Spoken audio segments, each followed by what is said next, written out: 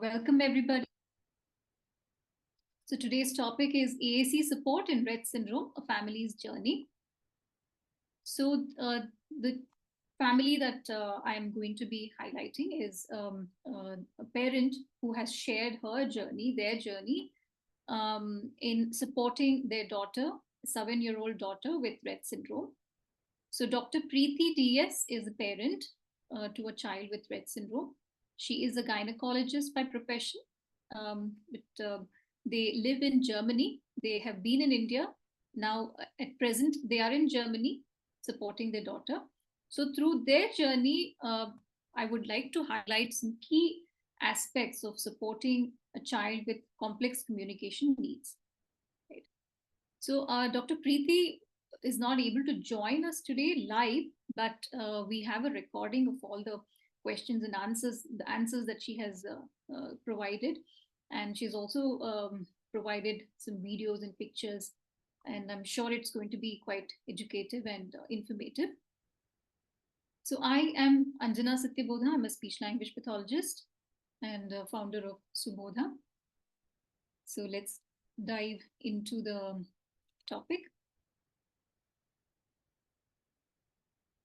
So after this webinar, so our hope is that as professionals, we must be able to provide informed suggestions to parents about the importance of early access and AAC intervention, right?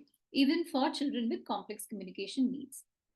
And to give you a bit of background, so in India, we still lack, we still do not have affordable technology for children with complex communication needs, right? That's one challenge that we have. And we also do not have the training that is required supporting children with complex. Yeah. So the second objective is to learn about alternative access methods. So we have heard a lot about, I'm sure we're all aware about AAC, and we have heard about direct access methods. By direct access, I mean the child is using their hands. The child is using a pointing finger to point to access the symbols on their AAC system, be it low tech or high tech. But in case of children with complex communication needs, such as children with Rett syndrome, this direct access will not be possible because they have fine motor difficulties. So in that case, what are the alternative access methods that are available? What technology is available, and how can we implement it and provide training? So that is something that we look into. And lastly, I think from lived experiences of people, that is where we learn, we gain a lot of knowledge and insights when people share their lived experience. So through this parent, we're going to look at how their journey was and what were the challenges and how did they overcome and so on.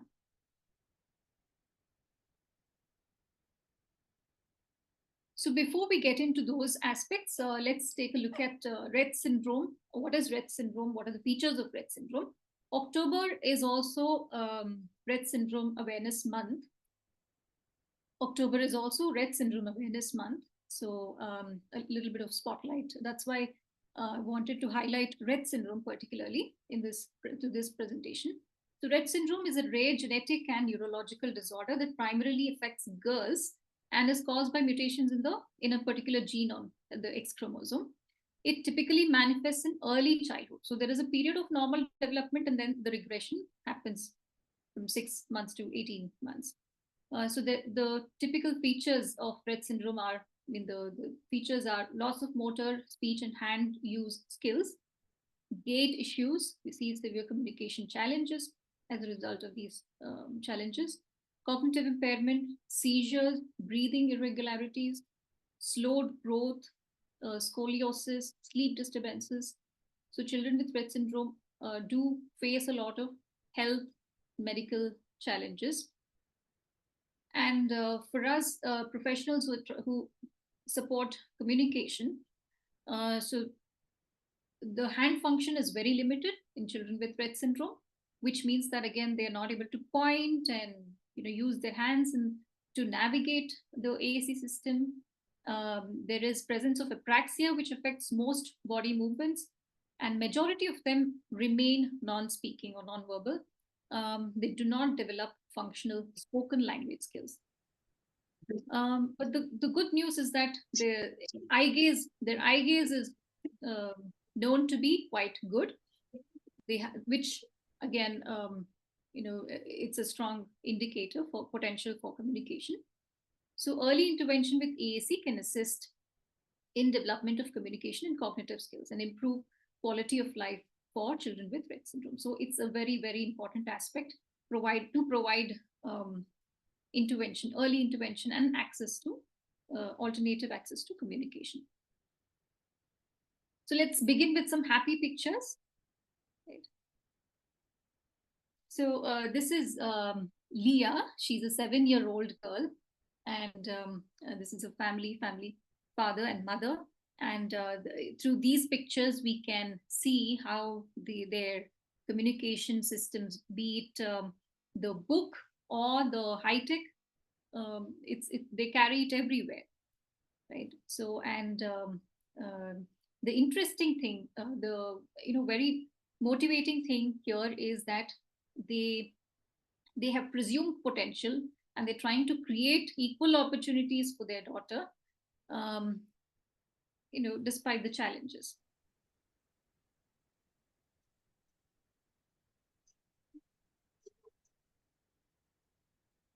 So let's begin with when did they start using AAC? When did this parent start using AAC?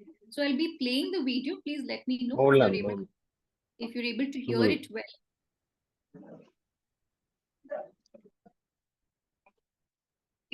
We started using it when she was 3 years old. Is the audio okay? Okay. Because that's when we researched about what we could do to help her. And that's when we, just stumbled onto the whole AAC world. So we started right off at 3 years. I wish we had started earlier, like at 18 months. It would have saved a lot of our time back then.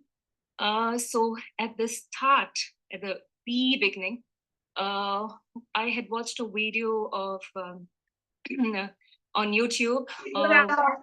If you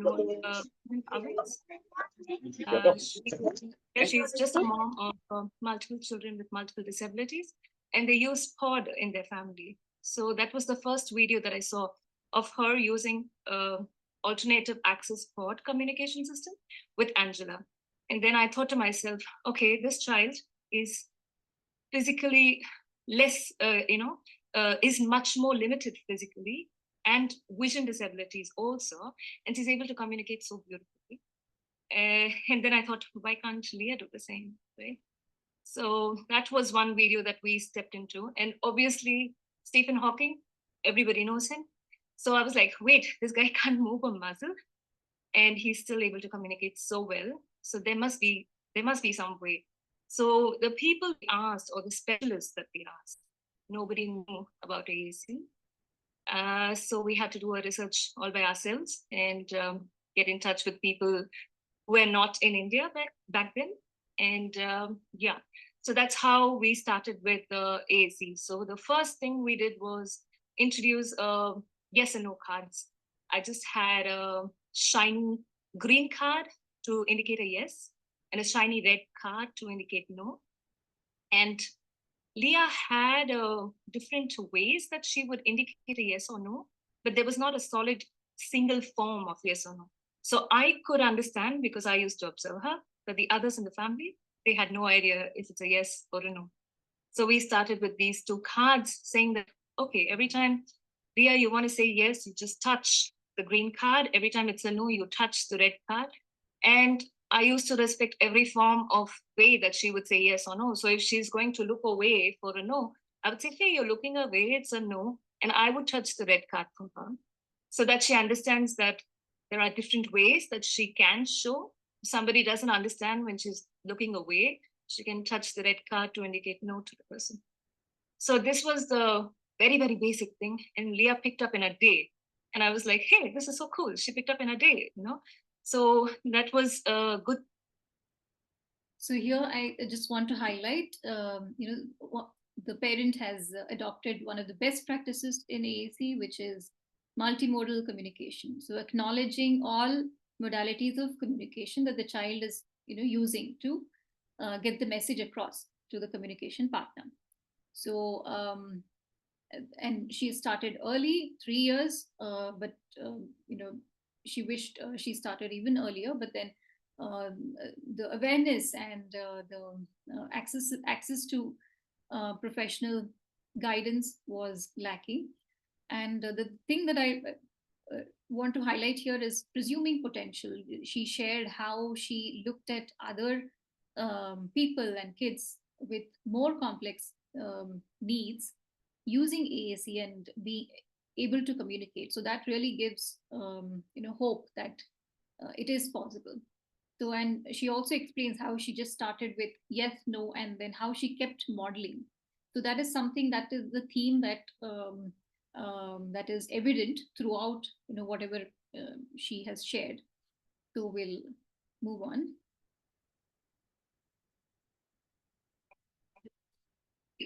We started using it when she. So what after yes, no cards? So what next? So we'll just listen to that. Direct access. Okay. And when you look at alternative access, the videos that's available is Tobii Dynavox, which is not affordable. So that's the reason we ended up with the pod communication system. And it was good because we had started with a yes or no training.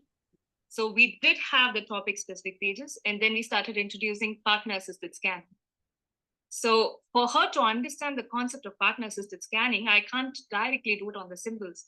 So we had to do it in a play-based manner. So every day she got to choose what she wants to eat: an orange, an apple, a banana.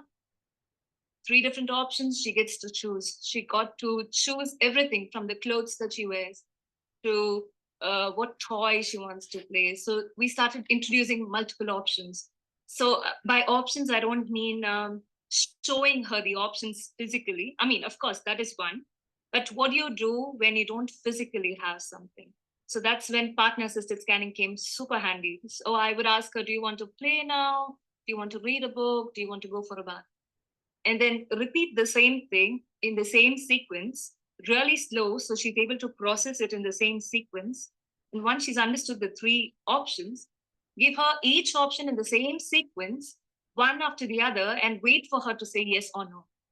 So it was easy because she had a yes or no, and now she just had to pick among the 3 options that I gave her.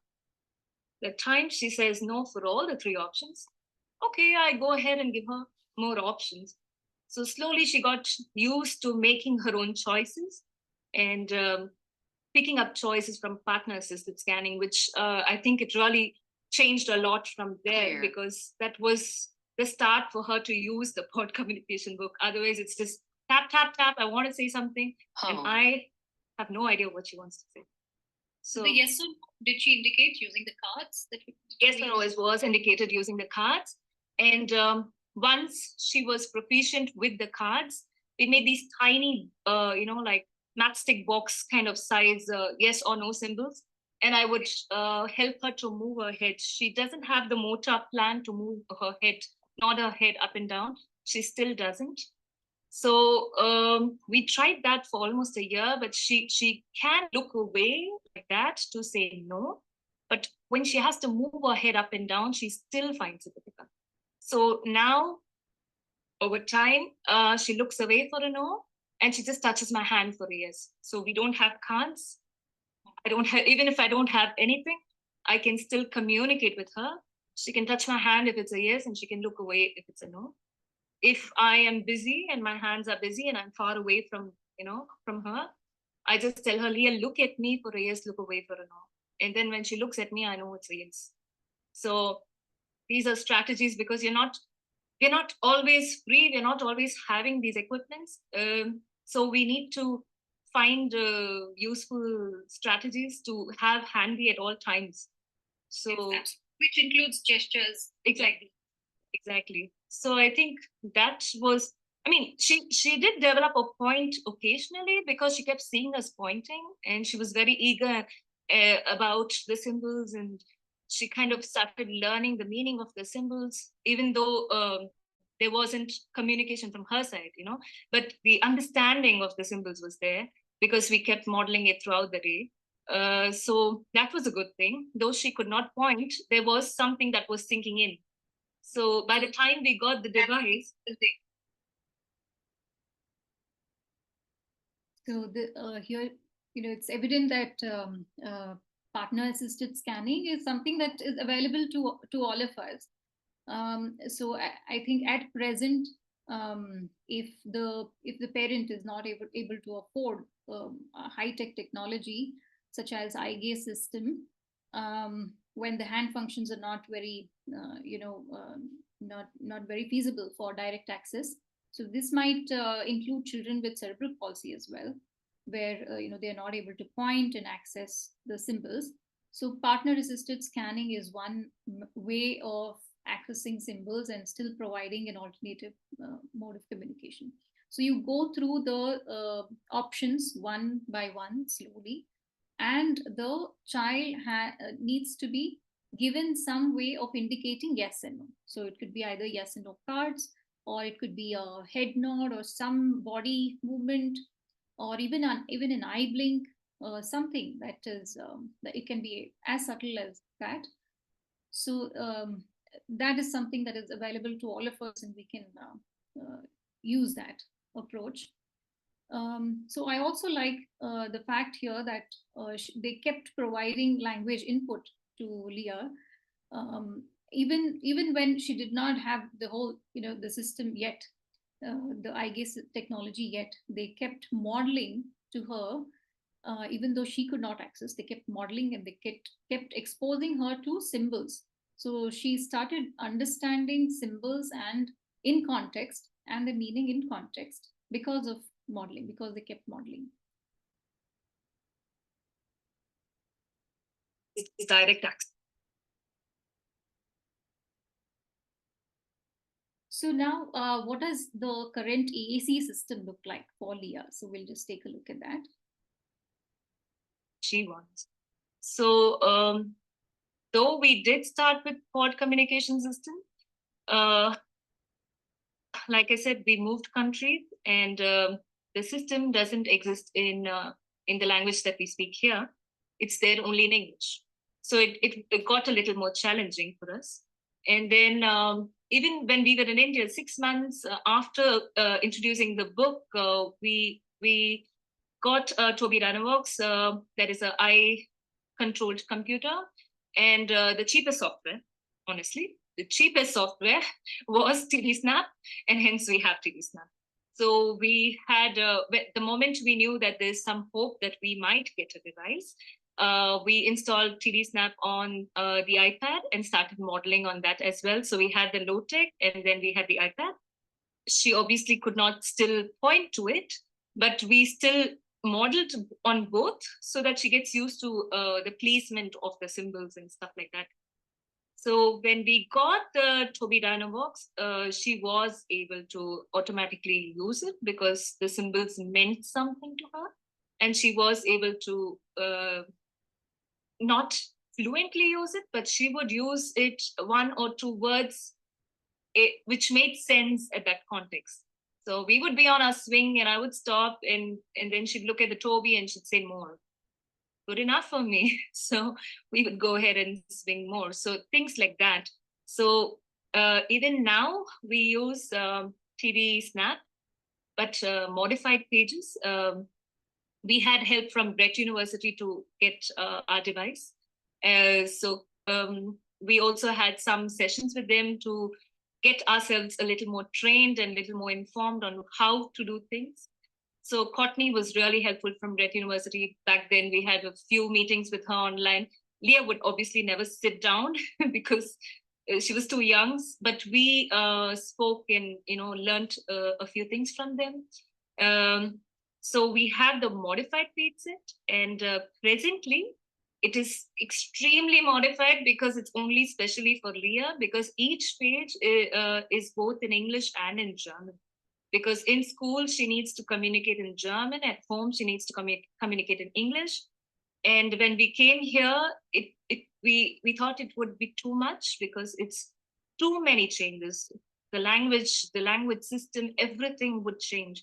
So for us, it made sense to just retain whatever she had and translate to German, so that she already knows the symbol, and when she says something, it would automatically make sense to the situation, even though it speaks in German. But if we had gone for a complete new system that is available here, it would have been very difficult because we don't speak German to model at home. Teachers are not trained to do the modeling enough. And then we would have landed nowhere. She would have been more frustrated because she can't communicate. So this kind of worked out well for us, and it's still the same. We're still using the same system. So that is for high tech. So would like to just check in here. Any questions so far? I'm assuming that here the participants know what modeling means and what a high-tech system means and a low-tech system means. So if you have any questions related to that, related to the terminologies that is being used, please do ask, put it in the chat box, please. Okay, so this is one of the questions that we frequently encounter is, we are bilingual. We speak a different language at home and then the different language in the school. So how do we do that? So this really calls for collaboration between the professionals and the technology and people, communication partners, and their efficiency in implementing strategies, right? So, I mean, fortunately, they got the system, the Toby system, eye tracking system, which is the best for the best technology that is available for somebody who doesn't have the hand functions for direct access. And so they also got the bilingual, system installed in it. So the symbols get translated into German, and so the parents are able to model, using English at home, and then the child at the school, the child is able to also hear the German translation of those symbols, and the teachers are able to model. So they have got, this is how they've got the system working for her. So as you can see, the frustration level of the child is quite, it's reduced. It's not, so that's quite under control because AAC was introduced early, right? So access to communication is one of the leading causes for frustration and the so-called behavior, as we all know. So that is why early implementation is so important. She wants. So the mother has shared the AAC system that Leah uses.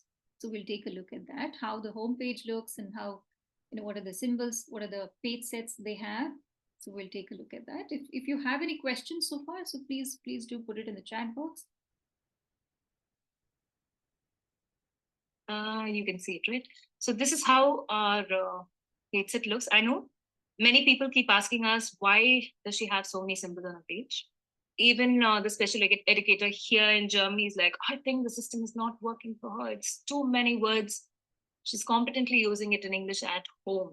And if she's not using it in school, it is not Leah's fault. It is the environment and the teacher's fault. That's all I have to say. Because they're not waiting long enough. They're not giving opportunity, or it's too loud, whatever. But it's working well at home. That's what I know.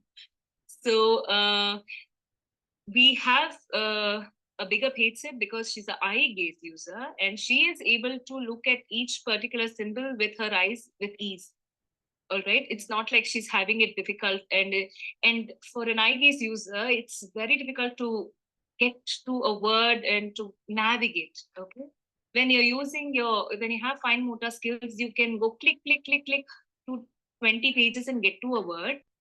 For a eye gaze user with apraxia, Leah really finds it difficult. So we try to have most of the important words in just 3 page navigation. Yeah.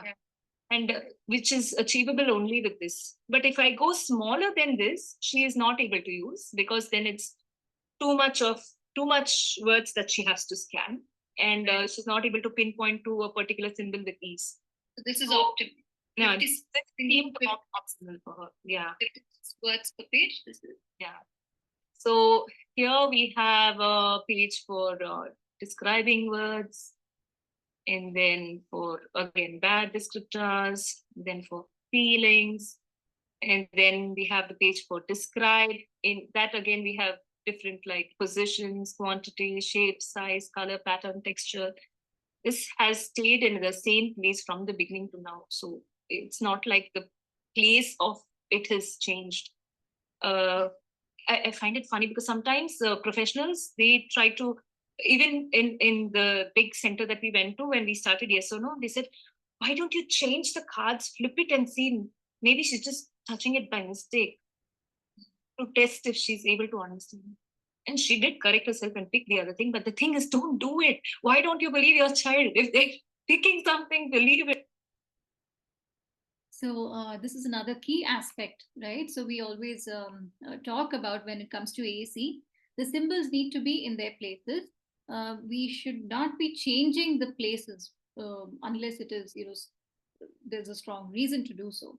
So if you keep changing, then the motor plan gets affected. So the child knows that, okay, stop, the word stop is here, the word help is here on the upper right, or lower on the down part of the page or whatever. So if we keep changing the places, then the motor plan of the child is challenged, and then it's frustrating to again find the word, learn where it is, and so on. So that's why going for a higher grid size, that is have as many pictures as possible set, right? The grid size needs to be to a maximum, which needs to be definitely about 24 or 25 at least.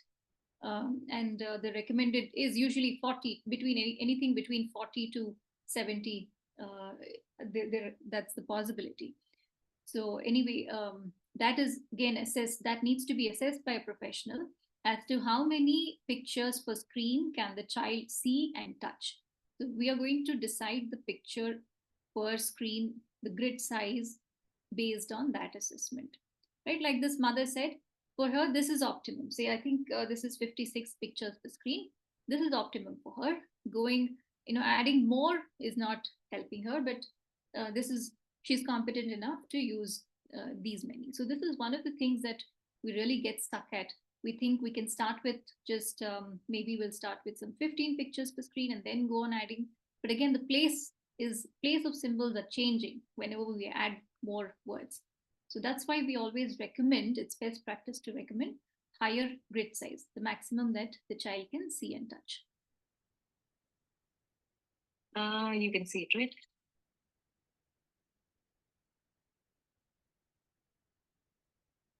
So there is a question.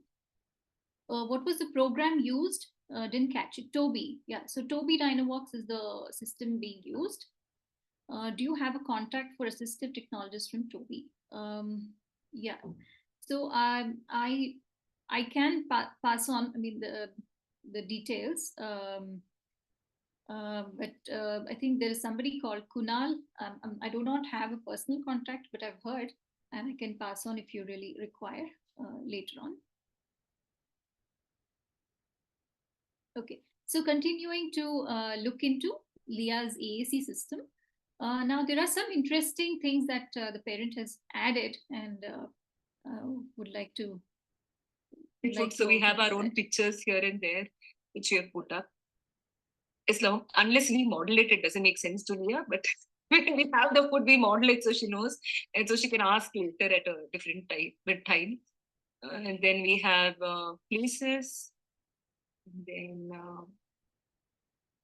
date and time with the categories for days, numbers, month, year, time. And like I said, every page swaps to German and then swaps back to English, because he has to use both languages. And then when you go to categories is where you have the bunch of nouns. And then people page is customized. So each of these have photos of the people. I could probably only show my family because that's okay. So she has specific photos to identify her family. She has a quick fires page with where she can quickly go and say hi or thank you. And then she has an advocacy page where she has used I'm not a baby multiple times with her cousins because they have treated her like one before. So that's right here. I'm not a baby. Don't treat me like one. She doesn't like if we talk about her in front of her. And so we have this thing, don't talk about me. So we have some things she uses, some things she doesn't use, but it's okay. It's based on how much we model. There are certain phrases that I haven't modeled as well. So as long as we model, she understands the meaning of it, and then she's able to use it. So there's a page for greeting and social where she can say how are you and have a little bit of a conversation. Like if they ask how are you, she can say something nice or something bad, or she can navigate. But if she has to quickly reply to somebody, then she needs a few words, so it's there. Then she has personal needs page where if she's hungry or wants to take a medicine or get out of the chair, stuff like that. Feelings, questions, basic questions. Repairs. Here she keeps saying when she has a struggle to say something, then she does come here and say, this is too hard, give me a second. Or she says, it's not on my device, or sometimes. And then we have to figure out what she's trying to say and try to help. And many times we're not able to help. And yeah. And she uses this also. Please don't guess what my message might be, because we guess very badly, and she knows it. And so she's like, please don't guess. So then we have this help page. Help. Here, I need help. Is the most important things that she needs help with. Most commonly, she's tired, she's fatigued and exhausted. So she says, I'm tired. And these are strategies to help her to calm down. So if she needs music, or if she just sometimes just tells herself, I can stay calm. Like there was one time where she was trapped on her chair, she was waiting for the food and the food was not ready. And then she was screaming, and I said, Leah, you have to wait. And then she went to this page and she went, I can stay calm. I said, okay, finally it's working. She's able to tell it to herself and calm herself down, or breathe in and breathe out when she's like very frustrated. These again are strategies to help her calm down. I need a hug, or I want to go and move. So here, I just want to pause and highlight a few things here. So as you can see, we talk about communication functions, right? So going beyond need-based communication, like not only requesting, but also looking at the most interesting thing here is the parents are trying to help her to advocate for herself, right? Self-advocacy skills. You're building that into the child as early as possible. They don't have to wait till they are, adults or teenagers or adults. So you can start as early as possible. So things like don't treat me like a baby, that was very interesting, and don't talk about me in front of me. So these are some of the things that will instill a lot of confidence and enable children to feel like they are also, they also have the right to same rights as anybody else has, right, when it comes to the way they get treated. So that was the interesting part. And also the customization we're definitely familiar with. So we know how to customize. So customization is obviously very important.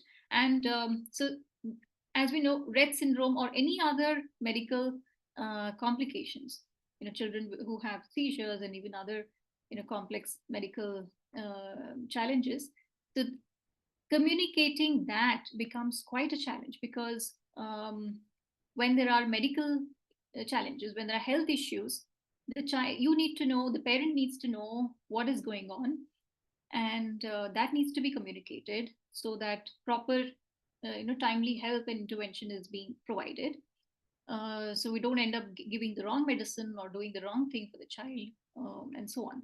So here the mother also shares that one night Leah was very uncomfortable, and they tried to figure, they got the device, and she just finally she communicated that she just wanted the parents' help to put her to sleep. So she just wanted to be soothed. So that could have been misunderstood, or the mother says really bad at guessing, because you can't always guess. And as children grow, their needs and thoughts and everything gets more complex, and it's really hard to guess. So guesswork is really not going to help. So that is something that is being taken care of. And also in terms of the settings, the help page, I mean, you could see that some symbols are bigger in size. Some pages you can have the grid size lower, like you can just have 5 or 6 symbols which look bigger. So that is one of the features that Aavas has released recently, which is a good addition. So some pages where you really want, like you don't want to make it challenging for the child, just boldly visible, just go to that symbol and indicate. So that feature is also there. Oh, so we have our own pictures here and there. So yeah, so far any questions? Vanya has a question. Did she start with 56 straight away? How did she decide on that number? Okay, so I am again, there are ways to assess. I'm assuming that they had an assessment where they saw that she could work with 56 symbols on the page. So one of the things that we use is something called AAC Genie. There is an app called AAC Genie. I can show later, where you can actually test the number of the pictures per screen that the child can actually identify per screen, and how small can the child identify. So visual discrimination, visual identification, so those are the skills that are to be assessed before deciding the settings for that particular child. Okay, so Vamshi has a question. Does these things program or devices software available in India? Yeah, so that's the big question, right? So we do, of course, it's not. We have Aavas, and we have the devices like iPad Pro. The recent version has a night tracking accessibility feature. But again, if the parent needs to purchase Toby or an eye gaze tracker, it has to be purchased outside India. So it is expensive. That's what I mentioned. It is still not very available, and it is still very expensive. So like this family found a way to get it. Like they got some funding, and they got the device. So you can look into those options. But yes, so there are challenges with regard to that. Okay. So Shanmuga has a question. The direct translation of English to German was mentioned. Is any such thing available in any devices in India, or has to be customized separately for each language? Yeah, so that's a good question as well. I mean, a very practical question. So we do not have such a translation embedded within an app, an app. Like for example, we have Aavas in India, so we have languages as a different thing. So we have Indian languages. They provide 6 Indian languages, but the symbols are all they speak in that particular language. But the whole system, if you have to have that kind of bilingual this thing, it's still not available. You have to really sit down and customize everything. So yeah, that challenge is still there, needs to be addressed. Yes, this recording can be shared. It can be shared.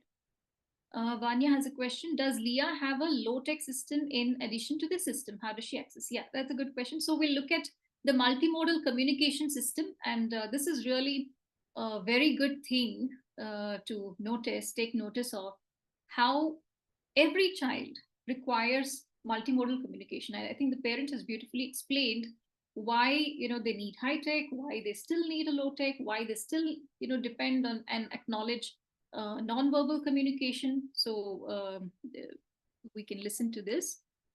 Sorry.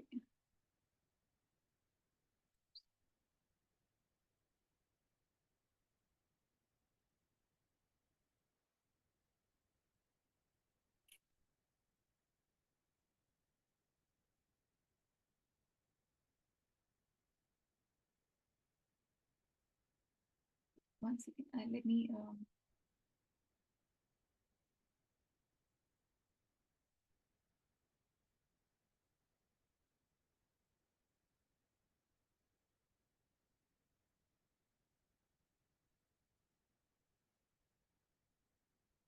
let me play the video separately.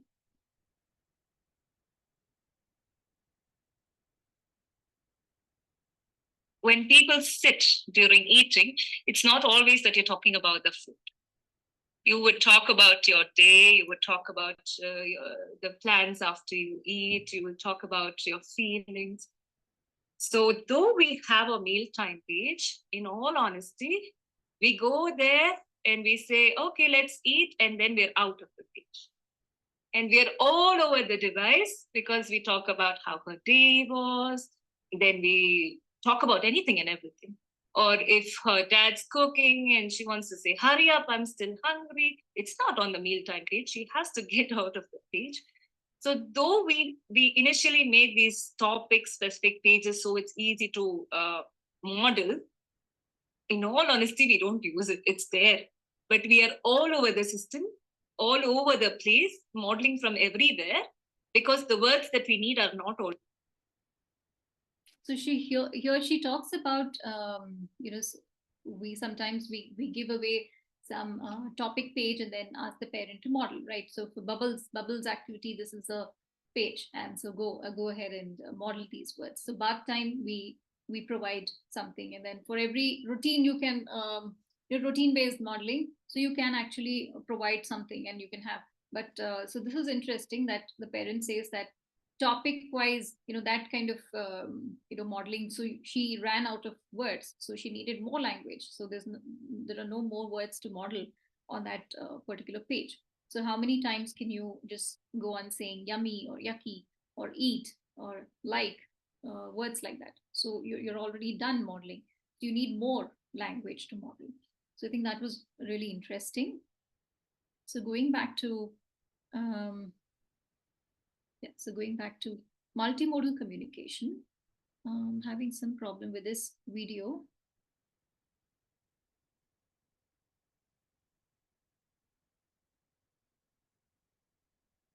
So they still use low tech. So what mother has shared is that they still use low tech system. So they do carry that book, the communication book, with them. So she has some basic symbols on that. And when Leah indicates that she needs to communicate, then they always carry the high tech system also with them. So then they take out the high tech system and use it. So because Leah is mobile, so if the child is mobile, something like an eye gaze system, which is like so complex and it needs to stand to be, it needs to be mounted, and the child needs to sit in front of it and then use the eye gaze and then communicate. So it takes that kind of thing to do it, right? So when she takes her to the park or somewhere, when the child is mobile, that's when they use the low tech system. And if she really needs to communicate something at that time, they bring out the high tech system. So also the parent has also mentioned how Leah eventually chose the eye gaze system, which really talks about the it might look very overwhelming and challenging for us, but she has she's competently using that, and the parents are modeling that, and they've been successful in implementing that. So her preference for easier access, otherwise the partner assisted scanning is like, it takes a lot of time for all the options. You need to read all the options, and then the child has to listen. The child has to, hold on to that and then say yes or no to everything. Takes a lot of time, right? So depending upon the context and situation, they are able to use. And they also rely, the mother mentions that they also rely on nonverbal communication, right? So be gestural and so on. So it's a combination of everything. So we heard about modeling using topic specific page sets. So it's limited, and you don't want to, like when you're taking bath, like she said, that's interesting. So while obviously if you think about it, when we are sitting down at the dinner table, we are not always talking about food. We can talk about what happened during the day, or what went right, what went wrong, or anything, right? So you still need access to the whole system, right? Although topic specific pages will certainly help in introducing vocabulary for that particular context, but we soon need the whole system as well. We always need we require the robust communication system. Me a month to fix. So research has demonstrated that individuals with Rett syndrome have gaze patterns similar to typically developing children. So, fortunately, the eye gaze is good, and that is a strength that can be used for communication. So my question to the parent was, how did they introduce eye tracking method?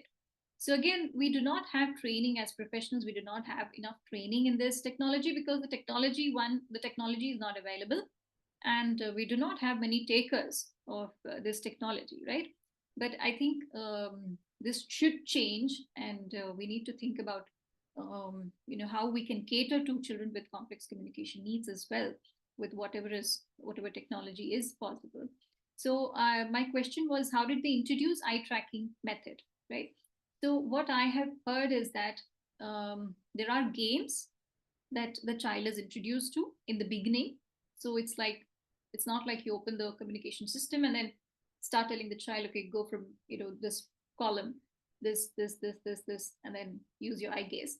So there are games that the children are introduced to where they have to look, and then something happens. There is a cause and effect kind of thing that happens, and then children get the concept that okay, when they look at something for quite a period of time, then it gets selected.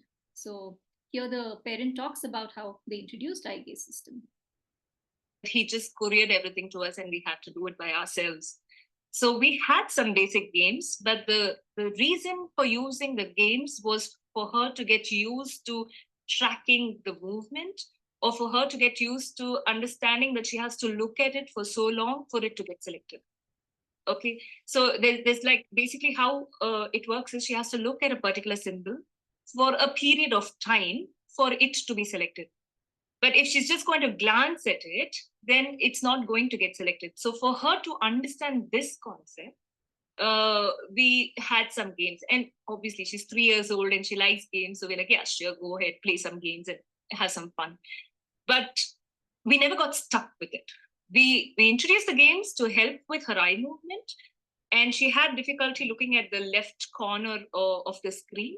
So it was good to have some of the games where the things are flying to the left corner of the screen and her vision is following that, so that it strengthens and motivates her to use that part of the peripheral part of her vision. So it helped in those aspects. But using that is not going to help communication. So we had like 10-15 minutes, you can do this. But the rest of the day, we had it on with the communication system, with modeling and giving her the opportunity to say what she wants. So I personally know parents who are stuck with the games for 3 or 4 years without moving on to a communication system because of lack of guidance or because they are too scared. They feel overwhelmed looking at the system and they're too scared to use it. They're like, oh, I can't find the words. Initially, it is overwhelming. It was for me also. But what helped us as a family was we never put pressure on Leah. My husband and I would take the book and we would try to talk to each other with it in front of her. So we never expected her to say anything. But we used to try to use the book as frequently among ourselves between as we have a conversation. Really difficult, but it helps because you only when you use it, you understand where the words are. So even I would like to show another video that the parent has shared. They using the system. So let me share that.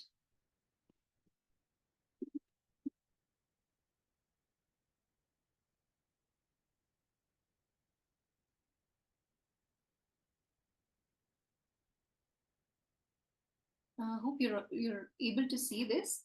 So here they have this stand and the eye gaze system mounted onto it, and they have adjusted it in such a way that they are able to see it. And the mom is reading. They're reading a book together, looking through the book. Big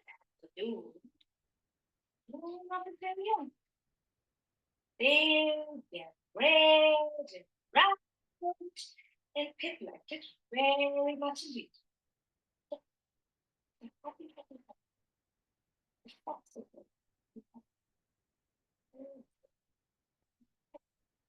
Yeah.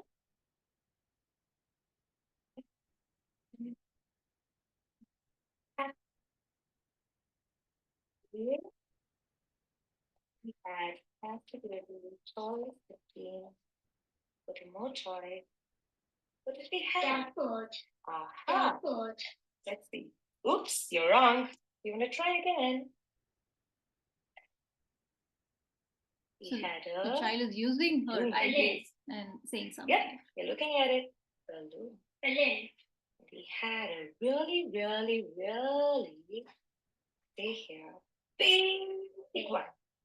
If you had a balloon, what size balloon would you want, Leah? Thin. Something thin. Okay. You want a thin balloon? Huge balloon. Oh no, he only has a big balloon. But Leah, I would like a really huge balloon. And what shape would you want? Let's see. What shape would Leah like to have? A cube-shaped balloon? Oh no! Look, Pip only has a circle. Exactly. Oh, this is not at all interesting. We will get a cube-shaped balloon, which is super huge. Yes, if the egg goes, it'll become a cuboid-shaped balloon. And what color? Gold, just like the heart balloon that we had at home for your birthday. That was also gold. Gold balloon. But look, he has a bow. So I think this is wonderful, where the child is accessing through the eye gaze, and the mother is also modeling. This is really powerful. Okay, so going back to this.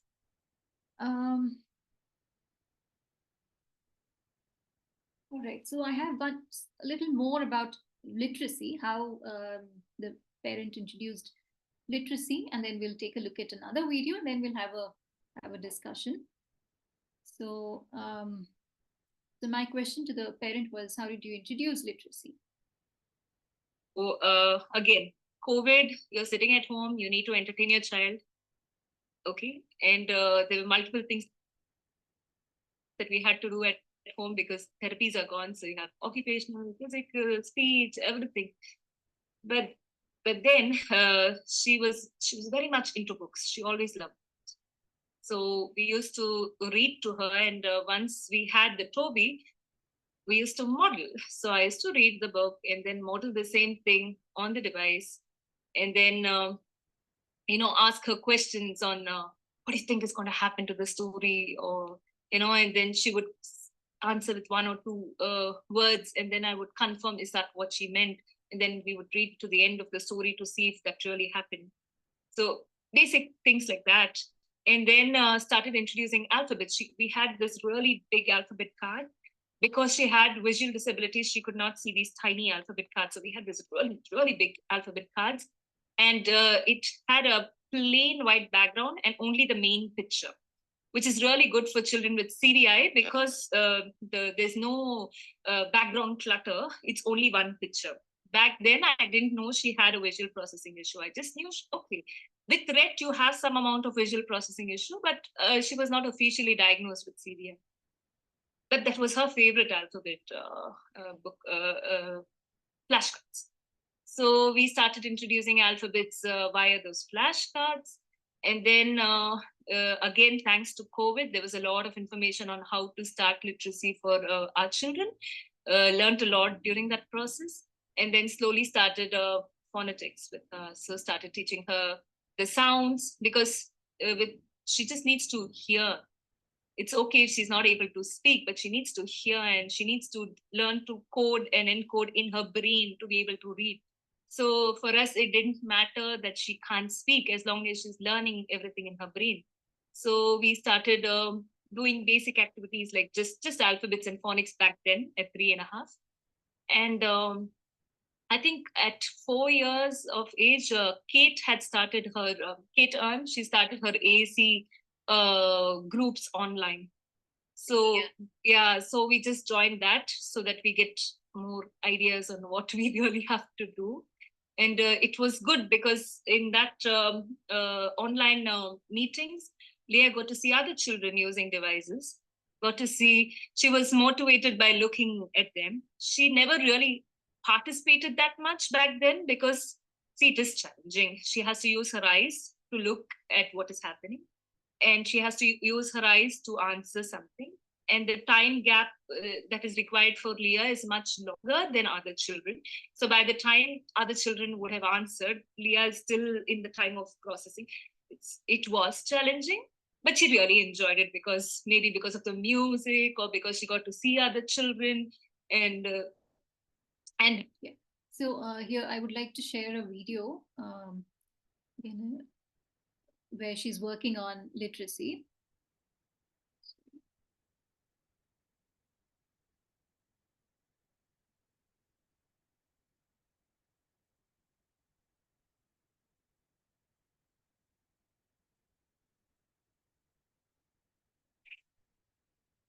Use your right hand.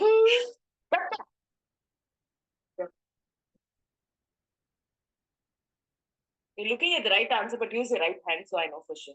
And thank you. That's very good. She ate an good. Very good. The next word is sad. Look at both, read in your head, and get the right answer. Sad. Sad. Read both the cards. You didn't even look at the cards. Yeah, thank you. Now that you've read both, what's your final answer? Sad.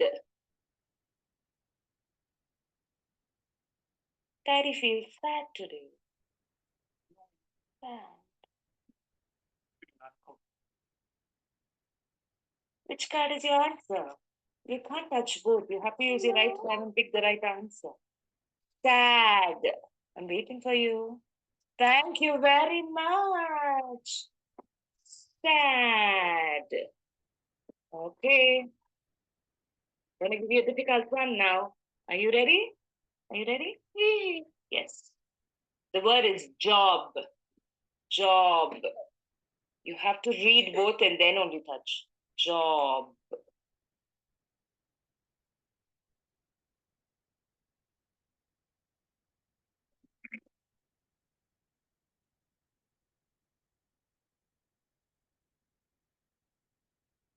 Job. Job.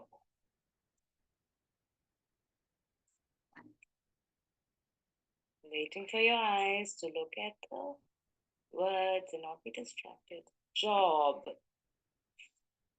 Yeah. Which card should I pick for job?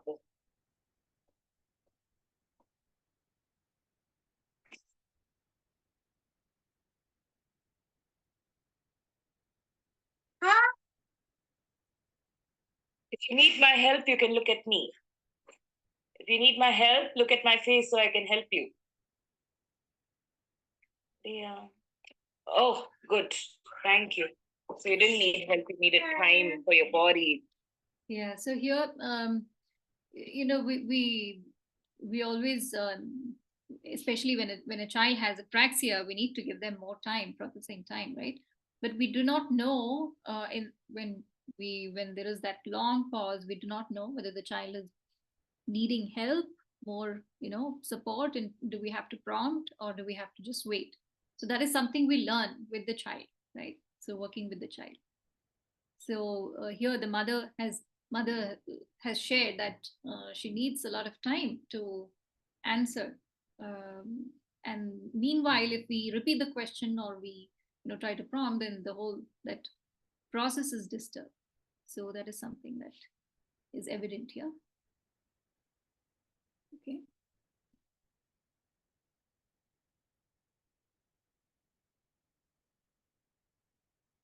Okay, so we'll take some questions and discuss a few more things.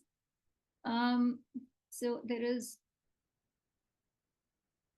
Vanya has a question. Is there a sensor on her head or near her eye? No, there is no. There's no. Do you mean a switch sort of thing? No, there isn't. It's only through eye gaze that she is able to access. Her eye is a program for the device to pick up, right? No sensor is required. Yeah. Yeah, so they turn on the accessibility on the app, and I think yeah, so the sensor is turned on, and when Dia looks at the symbols, and she knows that if she needs to make a selection, she needs to look for a longer period of time, and that's when the selection happens. Yeah, of course, the device has a sensor. Does that answer your question? Yeah, hi Anjana. Sorry. I think I have seen this before. I just remembered. They put a device on the girl's eyes and then they program it according to her eyes match. They kind of use it as a sensor throughout. Initially, when she starts, she would have Right, to, the program records her eye gaze, and then that becomes a sensor every time she looks at the board. So that right, becomes the I know right. I forgot that there's no switch. It's just that the eyes are, it's like a fingerprint and her eye Yeah, is recorded. yes, yes, yes. Somewhat like the biometric thing. Yeah, it needs to. Yeah, it's attuned to her eye gaze.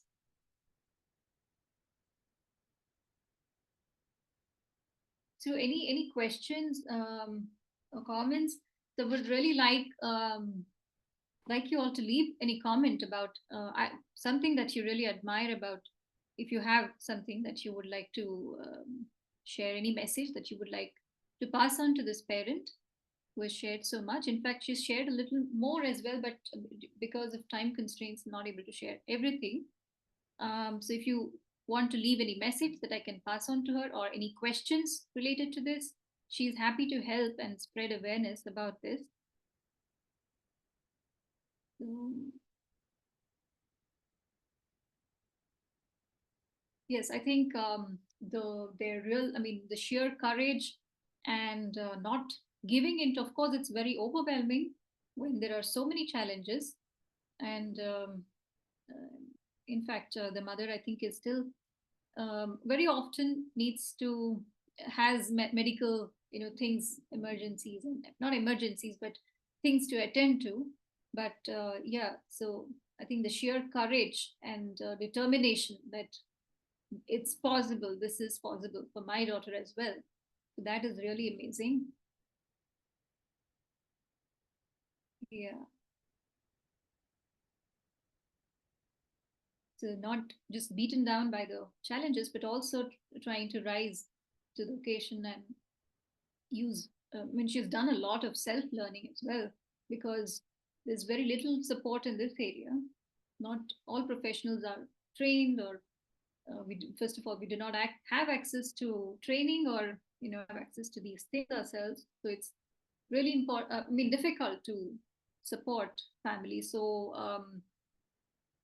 in the past, even I have had to really think twice before offering support. We've had families who have come with, some syndrome, medical, genetic challenges, and where the hand functions were not adequate for accessing an AAC system. So we were at a loss. And that's why I think that we really need to spread more awareness and look at options and network with people to make this a possibility. And so one of the things that I couldn't share during the presentation was that, so the parent has, and in the school, Leah's teachers, of course, they speak only German. There's no English. She goes to a German school. So the mother said that, shared that she had to explain to the teachers that symbols is what Leah is actually. She's still learning to read, right? So literacy, they're still working on it. So she's not able to read and access the symbols. She's connecting the symbol to the vocabulary and the context, right? So the mother once gave them symbols and Chinese, the text in Chinese, and asked them to figure out how they could do it. So it's the symbol. So the mother has really strong advocacy skills herself, and she's also building that into her child, which is really amazing.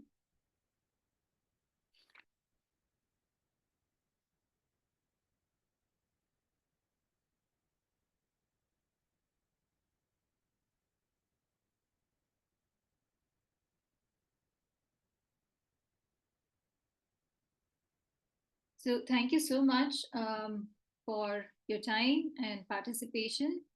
Any more questions or comments or messages?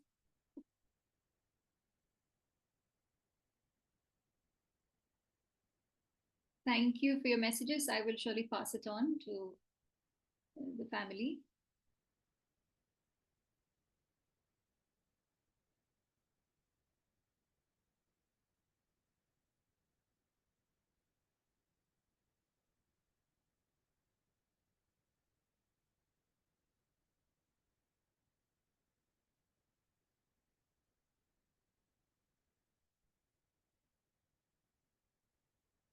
So regarding buying the device and software, it is not available in India, but there are people who are connected and can help out. So even Avas can help with, but you'll have to, if you're looking at eye gaze technology, there are a couple of things that you can do. One, get the eye tracking device, and the team can actually help you with that. Our support team can help you with that.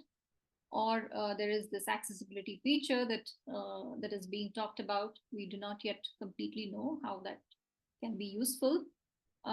So there are some things that can be worked around. So if you're looking at eye gaze technology to be used with something that we have, like Avas in India, that can be worked out. Or Tobii Dynavox is something that already has these systems in place. So they have a complete suite of support, including the devices and support system. We can look at that here. Rough estimation, I'm sorry, I do not know. You can visit the Tobii Dynavox website and check out. I'm sorry, I do not know the prices, but I'm sure it is expensive. Yeah, thanks, Hema, for sharing the website.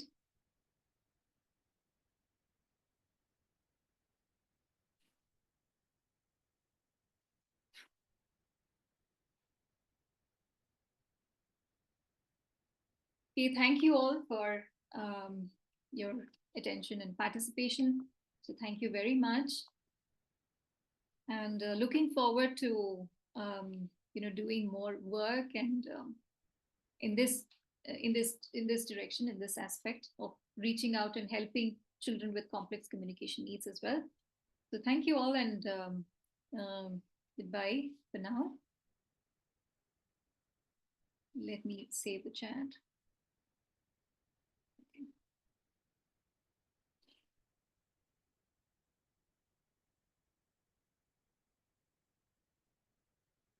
Thank you. Have a good day, good weekend. Bye.